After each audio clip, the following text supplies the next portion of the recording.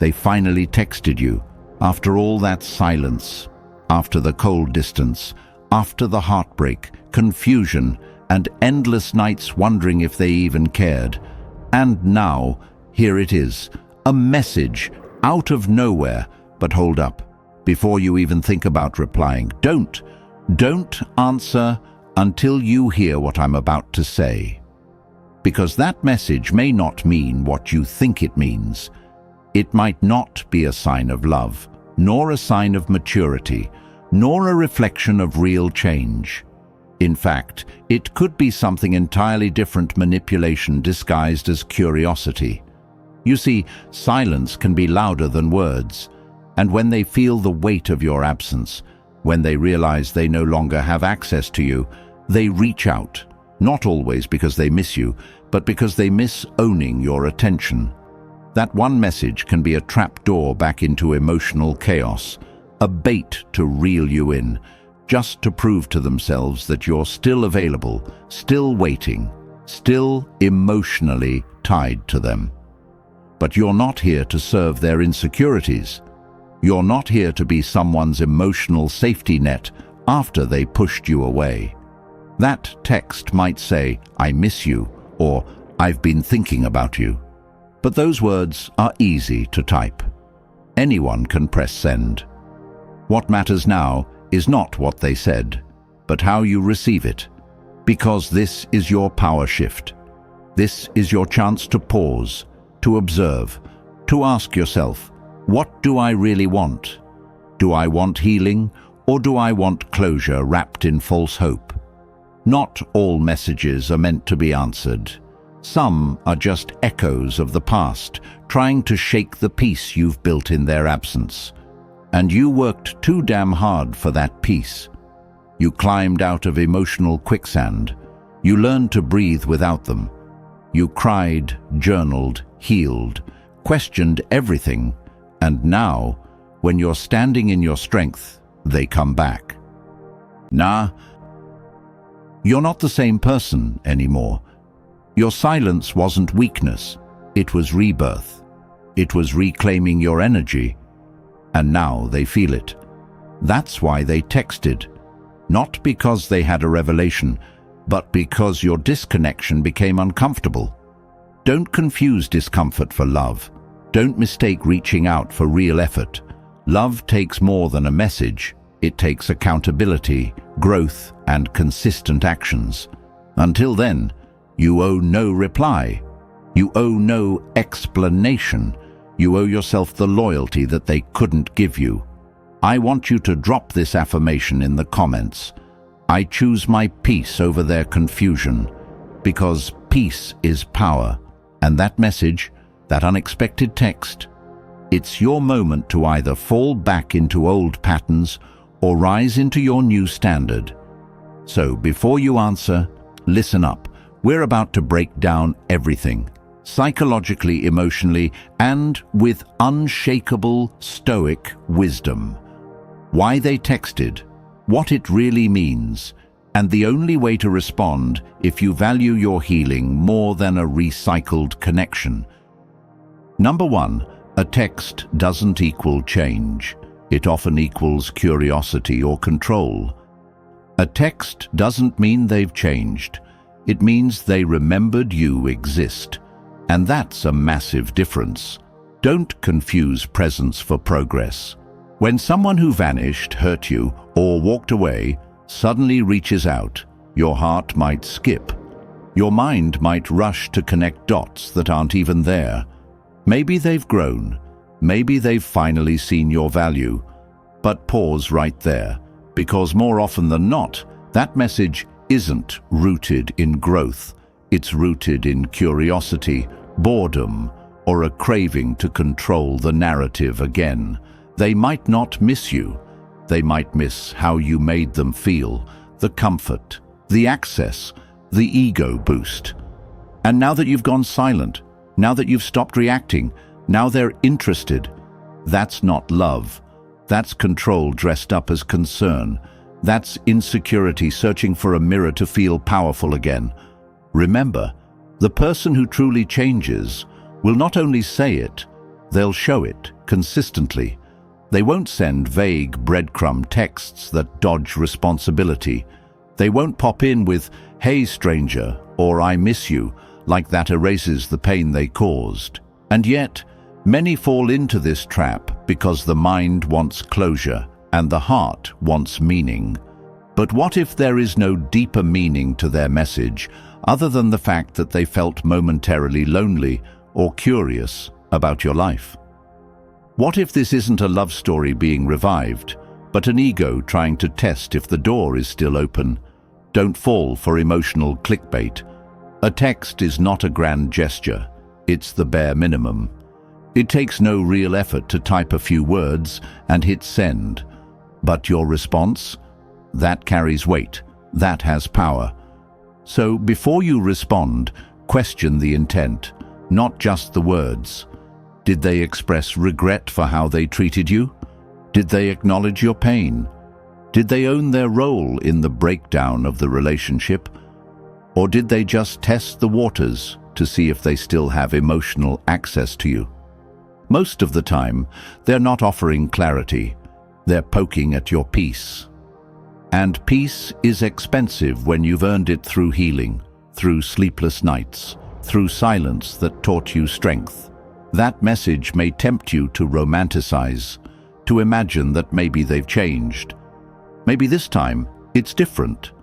But don't let nostalgia or a lonely moment rob you of the growth you've earned. Seneca said, "We suffer more in imagination than in reality." That text, on its own, isn't proof of change.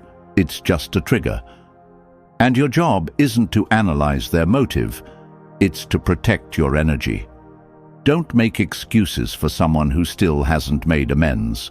Don't water down your standards because someone remembered your name when it was convenient.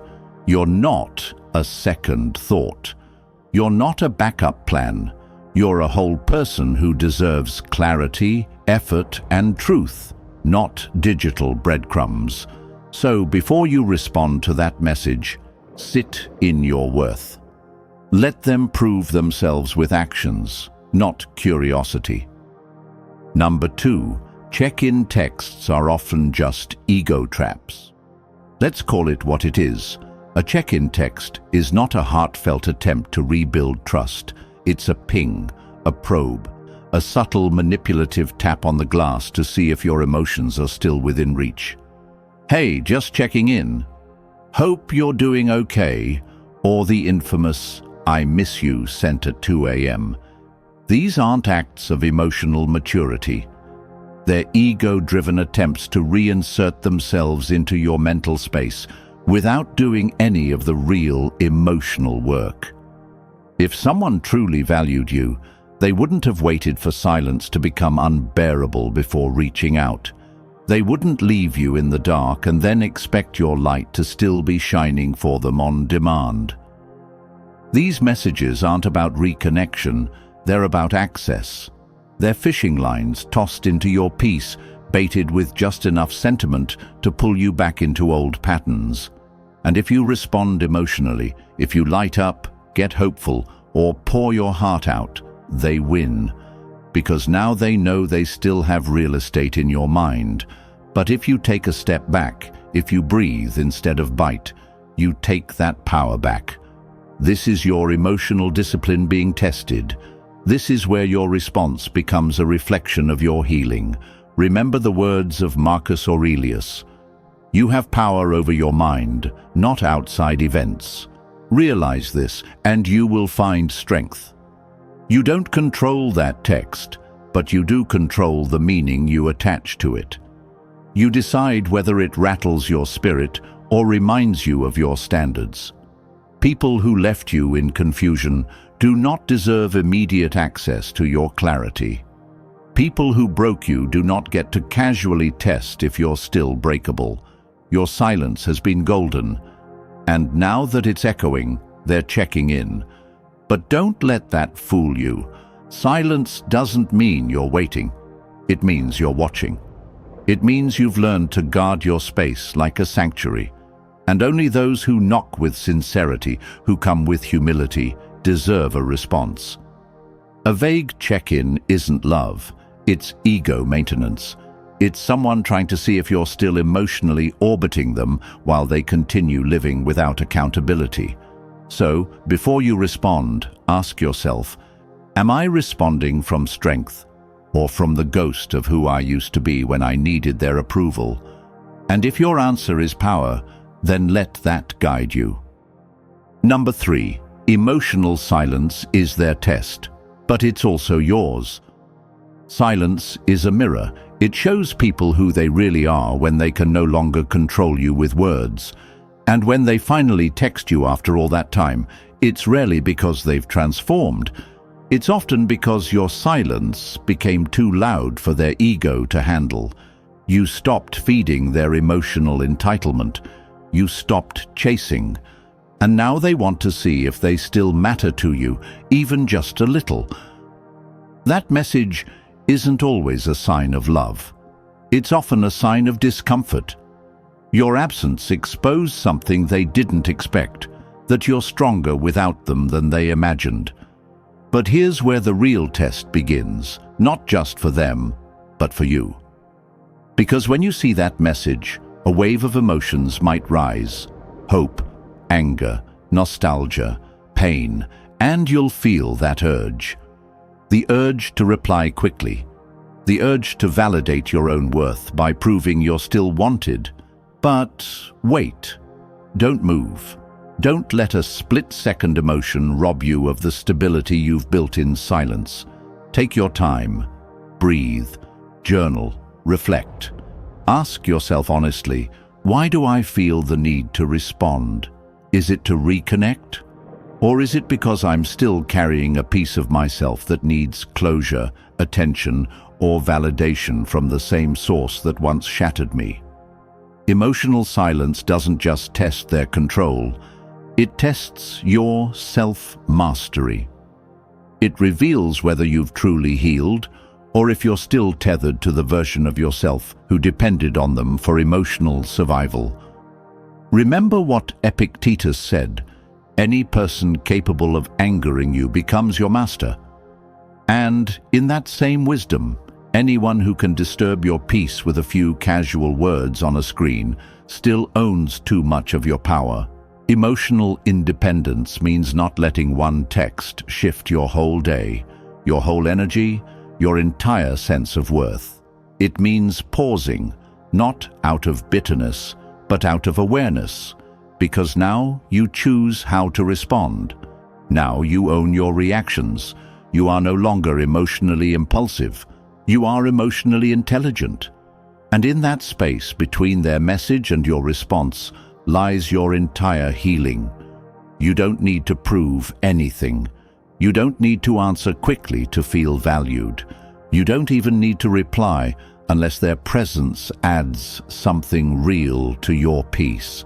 This is your ground now. You stand on it. You protect it. Number 4. Real love comes with real accountability, not breadcrumbs. Let's say they finally texted something sweet, something that almost feels like love. Maybe they said they miss you. Maybe they dropped a memory or gave a subtle compliment that made your heart pause. But here's the truth. Words without weight are just noise. If their message isn't backed by real accountability, if it lacks intention, direction, and change, then it's not a bridge. It's bait. And if you accept that bait, if you let one flattering sentence erase the storm they left you in, you're giving them permission to keep giving you less than you deserve. That kind of message is a breadcrumb. It's not a meal. It's not nourishment. It's not a sign of growth or love. It's a tactic.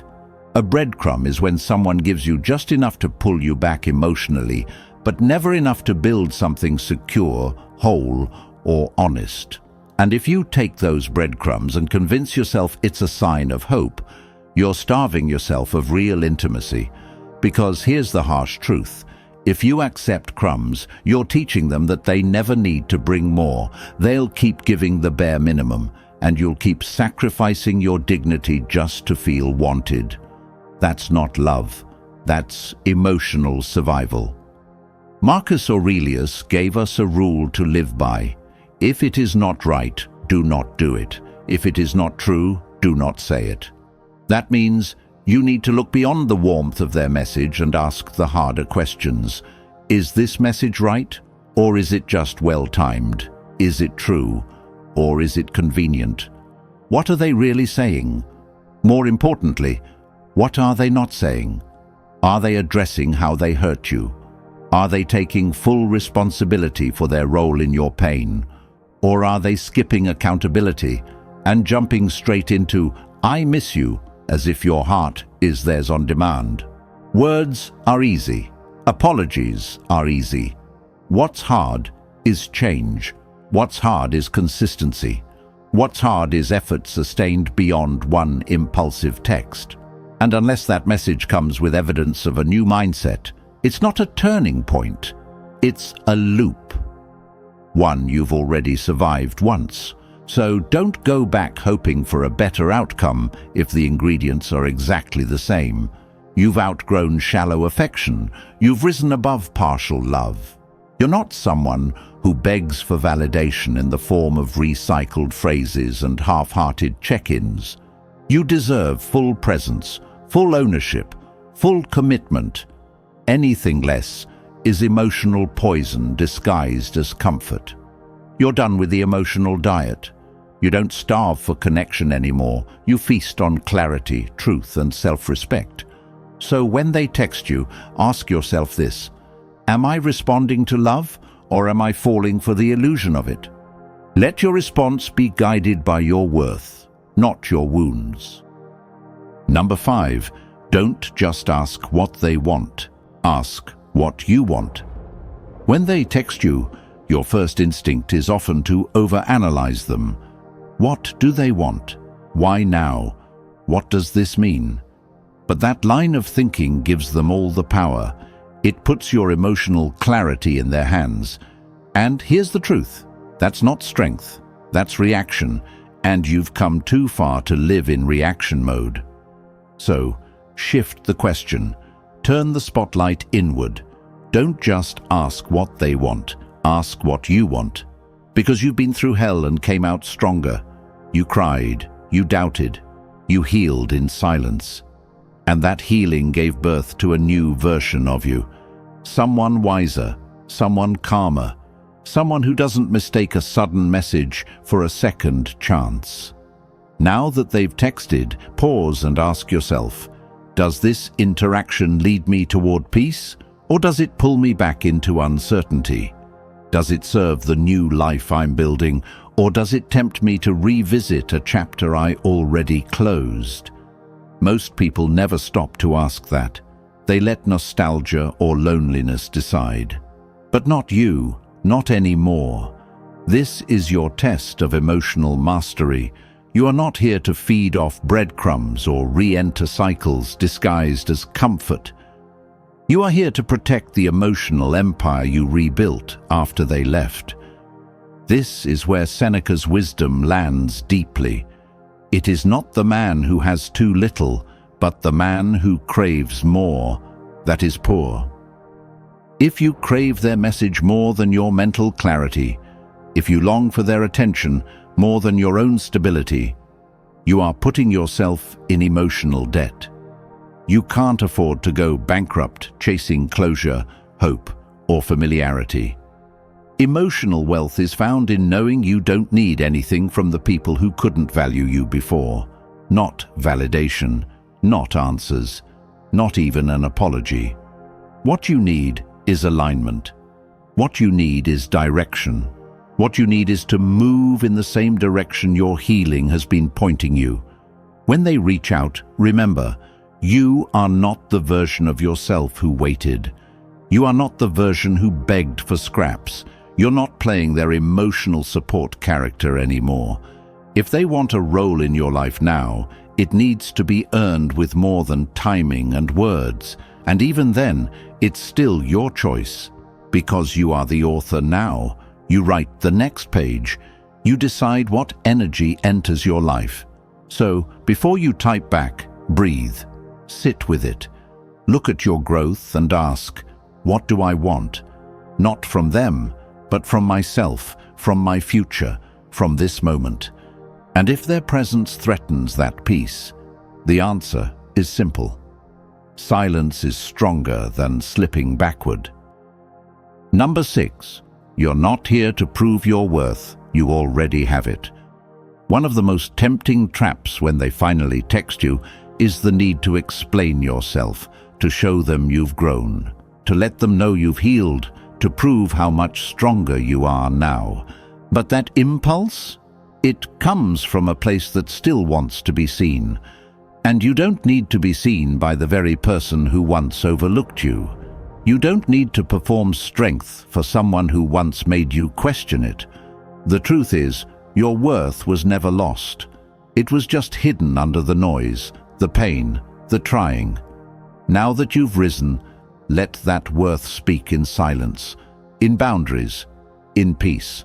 That is the loudest message you can send, because explaining yourself is emotional begging in disguise. It's saying, please see me now, when you should be saying, I see myself now. You don't need their recognition to validate your evolution. You don't need to narrate your journey to someone who chose not to walk with you. Marcus Aurelius put it plainly, waste no more time arguing what a good man should be one.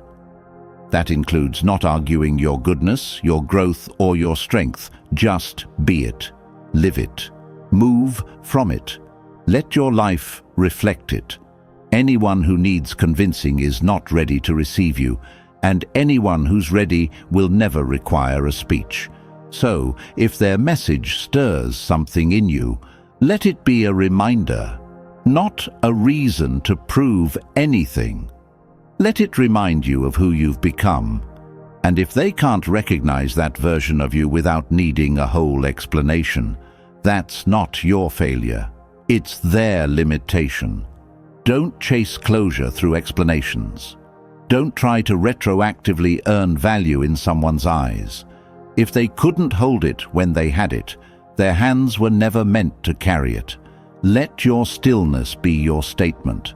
Let your detachment be your declaration. You don't need to defend your worth, you just need to keep standing in it. And when you do, you make it clear, I don't need to show you I've changed. I changed because I needed to. For me. And that alone is more powerful than any reply, any explanation, or any attempt to be understood. Now say it out loud and drop it in the comments as your power statement. I don't beg for closure. I become it. Number 7. The real test is how long you can hold your power. The first text may feel easy to resist. It's unexpected. It's brief. It could be seen as just a curiosity. But then comes the second one. Maybe you feel the temptation to respond because it's more direct. And then, just when you think you've resisted long enough, the third one comes. They drop the words you've been waiting for. I miss you. Maybe even an apology. The feeling of relief, of hope, can flood you in an instant. But let me stop you right there. This is the real test. This is where everything is on the line. You've done the work. You've spent days, weeks, months healing, strengthening, learning your worth. And now the moment has come to test your resolve. This text, this apology, it's not about them. It's about your power. It's about whether you will allow yourself to be pulled back into a story that you already closed. They want to see if time softened you. They want to see if the silence made you forget. They want to know if your healing was just a phase, or if it was permanent. This is the moment where you have to decide. Will you let them back in, or will you continue to protect your peace? Because here's a truth that will set you free. Forgiveness doesn't mean permission. You can forgive someone in your heart, release the bitterness, and move on. But that doesn't mean you owe them another chance. That doesn't mean you have to give them access to your life, your energy, or your growth. If you let them back in, you risk losing everything you've worked so hard to build. Epictetus wisely said, "Freedom is the only worthy goal in life. It is won by disregarding things that lie beyond our control." You don't control who texts you. You don't control who comes back into your life. But you absolutely control what energy you allow into your space. You control what kind of people are allowed to have access to your peace. So when that third text comes, when the words you've waited for finally appear, pause, breathe, remind yourself that you've moved beyond this. You've learned the lessons. You've grown into a new version of yourself that deserves nothing less than what you've given to yourself. And if you let them back in, you're allowing your peace to be traded for something you've already let go of. Don't make that mistake. Don't let your healing be a temporary high. Don't let their words, their emotions, undo everything you've fought for. You have power over how you respond. You have power over who stays in your life. And when you choose your peace, you honor the person you've become. When you don't respond to the third text, the fourth one, or any of the ones that come after, you demonstrate to the world, and more importantly, to yourself, that you are the keeper of your own emotional kingdom. Let's be clear, their message might have meaning, or it might be a test. But your response? That's where the real power lies. Don't rush. Don't fall. Don't reply just because the silence got lonely. You are not who you were when they left. You're stronger, wiser, sharper. You've felt the pain of losing them, but now they get to feel the weight of losing you. If their message carries sincerity, it will show over time. Not in one line, but in consistent actions. Until then, stay calm, stay grounded, stay powerful. Comment below this affirmation if you're ready to protect your peace. I will not let a text undo my healing. And if this video spoke to your soul, if you felt that moment, the message, the rush, the fear, the hope, I want you to know you're not alone. Your clarity, your peace, your silence. It's not weakness. It's wisdom. If you found value in this, subscribe right now and turn on notifications, because we're here to build strength, protect peace, and never go back to who we were just to comfort someone who couldn't handle our growth. This isn't just healing, it's leveling up. Your story is not over. It's just beginning.